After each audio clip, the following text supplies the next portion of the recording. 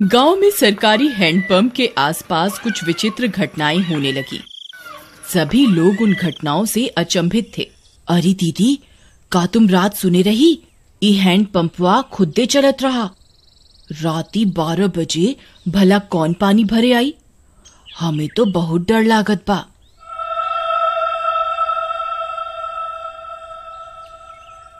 हाँ रानी, हम सुने रही। हमार रिंकिया के पापा तक कहत रही कि हम जाके देखा। हम उनके रोक लिहिस। कौन जाने का बला हुई। फिर उसी रात फिर से 12 बजते ही वह हैंडपंप खुद से चलने लगा।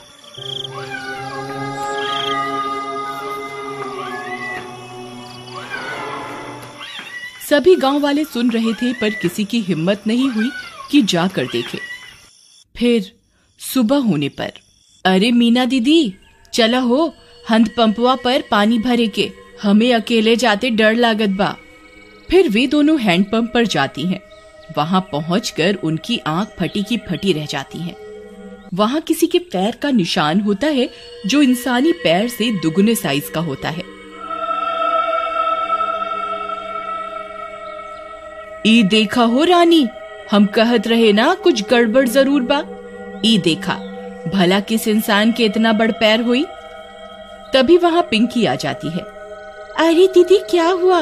आप दोनों इतनी परेशान क्यों हैं? ई देखो बहन, इतना बड़का पैर।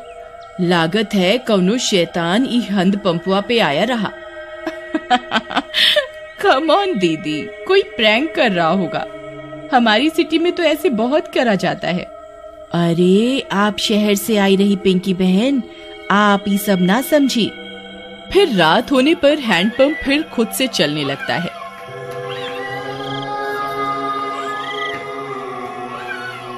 मम्मी, मैं जा रही हूँ हैंडपंप के पास। मैं अभी सबक सिखाती हूँ इस नमूने को। फिर जैसे ही पिंकी वहां पहुंचती है, वह दंग रह जाती है। वहां 2 सिर की एक चुड़ैल हैंडपंप चला रही होती है। पिंकी के पसीने छूट जाते हैं। आ गई, बहुत इंतजार कराया तुम गांव वालों ने। 2 दिन से कोई खोपड़ी खाने को नहीं मिली। मेरा तो सिर ही दर्द हो गया ये हैंडपंप चला चला के। कितने दिनों में एक शिकार आया है। पिंकी हाथ जोड़कर अपने घुटनों पर बैठ जाती है। चुड़ैल जी, आई एम सो सॉरी। मुझे लगा कोई गांव वालों से प्रैंक कर रहा है। मुझे माफ कर दो चुड़ैल जी। मैं तो पास के शहर में पढ़ती हूँ, इस गांव में घूमने आई हूँ। पर चुड़ैल उसकी विनती नहीं सुनती और उसकी खोपड़ी खा जाती है। फिर अगली सुबह, अरे मीना बहन, देखत हो, आज तो यहाँ खून भी पड़ा बा। कौनो अनहोनी हो गई लागत बा। तभी पिंकी की माँ वहां आ जाती है। अरे कल रात से मेरी पिंकी घर नहीं आई। वो रात इस नल पर आई थी। ये खून कैसा पड़ा है? कहीं ये मेरी पिंकी का तो नहीं।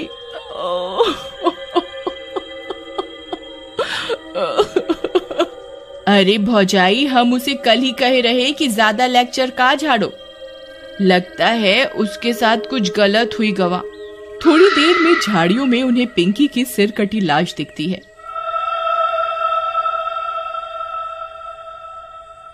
यह बात पूरे गांव में फैल जाती है। सब फैसला करते हैं कि अब से इस हैंडपंप पर कोई नहीं आएगा। फिर रात होने पर वह चुड़ैल फिर से हैंडपंप पर आकर उसे चलाने लगती है, पर कोई नहीं आता। लगता है गांव वाले चालाक बन रहे हैं।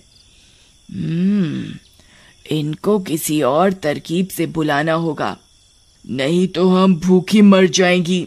हाँ, पर करें क्या? रुक जा मेरे जुड़वा सिर, अभी तुझे किसी खोपड़ी का स्वाद चखवाती हूँ।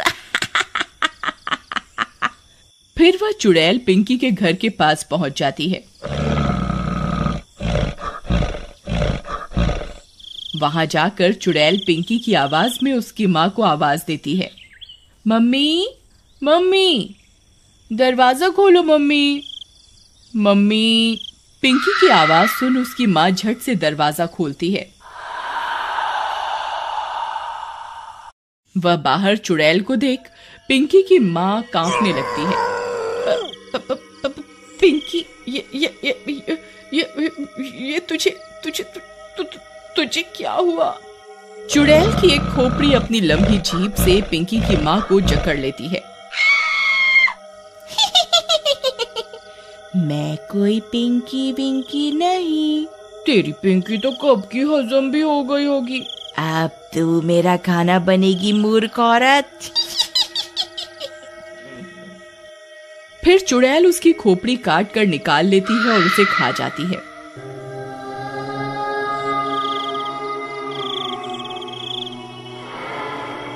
फिर सुबह होने पर पिंकी की माँ की सिर कटी लाश देखकर पूरे गांव में हाहाकार मच जाता है। किसी को कुछ समझ में नहीं आता कि ये कौन कर रहा है और क्यों कर रहा है। सुनत हो जी, उस शहर वाली माँ बेटी के कोई मार के मुंडी गायब कर दिया रहा। लगता है कोनो भूत पिशाच ही सब कर रहा है। तुम बाहर ना जावा, तुमका कुछ हो गए तो हम का करब? अरे हमका कुछ ना होई। हम जात रहे वो हैंड पंपवा के आसपास सीसीटीवी कैमरा लगाई खातिर, हाँ, ताकि देख सकें आखिर मामला का बा। फिर वह गांव की कई दीवारों पर सीसीटीवी कैमरा लगा देता है। रात होने पर वह चुड़ैल वापस आती है। वह थोड़ी देर हैंडपंप चलाती है पर कोई नहीं आता।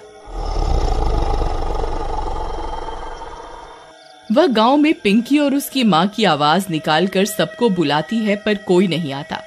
लगता है गांव वाले बहुत होशियार हो गए हैं, कुछ करना पड़ेगा। हाँ, कुछ तरकीब सोचो, नहीं तो अगर हम 2 दिन भूखी रही तो मर जाएंगी। गांव वाले हैंडपंप से पानी नहीं भर रहे पर कुएं से तो भर रहे हैं। हम चलकर कुएं में बैठ जाती हैं। जैसे ही कोई आएगा तुम अपनी लंबी जीभ से उसे अंदर खींच लेना, फिर हम उसे खा जाएंगी। हाँ, सही कहती हो। फिर वह चुड़ैल कुएं में जाकर छिप जाती है। सुबह होने पर, अरे सुबह सुबह कहाँ जावत बा? रात तू शैतानी शक्ति सारे गांव में घूम रही। अरे तू डरा ना हमार राजकुमारी, हमका कछु ना हुई। हाँ, हम जाए रहे सीसीटीवी कैमरा से रिकॉर्डिंग ले खातिर। हाँ, अच्छा जावत ही हो तो मटका में पानी भर लावा कुआं से। फिर रानी का पति मटका लेकर निकल जाता है। अरे पहले रिकॉर्डिंग निकाला कि कुएं पे जावा? चलो पहले कुएं पे चलते हैं, नहीं तो वहां भीड़ हो जाए। फिर वह कुएं पर जाता है। जैसे ही वह कुएं में अपना घड़ा डालता है, चुड़ैल का सिर अपनी जीभ से लपेट कर उसे अंदर खींच लेता है। वह कुछ बोल भी नहीं पाता और चुड़ैल उसकी खोपड़ी खा जाती है।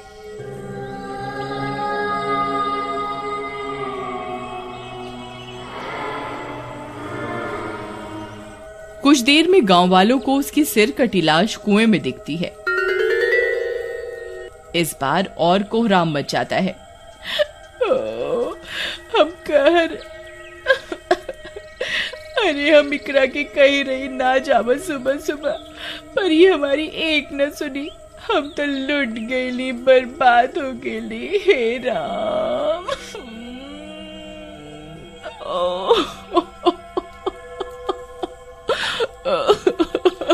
पर तुहार पति सुबह सुबह आया क्या करने रहा? फिर रानी ने बताया कि उसके पति ने सीसीटीवी कैमरे लगाए थे गांव में, जिससे यह पता चल सके कि आखिर मामला क्या है। फिर वे सब गांव वाले सीसीटीवी कैमरे से रिकॉर्डिंग निकालते हैं, टीवी पर चलाते हैं और चुड़ैल का सारा सच उनके सामने आ जाता है। वे यह भी सुन लेते हैं कि अगर वे चुड़ैल 2 दिन भूखी रही तो मर जाएंगी। गांव वालों, हमारे सामने एक बहुत खतरनाक दुश्मन है। इसे हराने के लिए हमें बस ये करना है कि हम 3 दिन तक अपने घरों में कैद रहें, नहीं तो ये 2 मुंडी वाली चुड़ैल कई और लोगों को अपना शिकार बना लेगी। मैं गांव में 3 दिन के लॉकडाउन का ऐलान करता हूँ। लॉकडाउन होने के बाद वे चुड़ैल 2 दिन तक गांव में आई अपना शिकार पकड़ने के लिए। उन्होंने कई तरकीबें लगाई पर कोई अपने घर से बाहर नहीं आया और वे दोनों चुड़ैल मर गईं।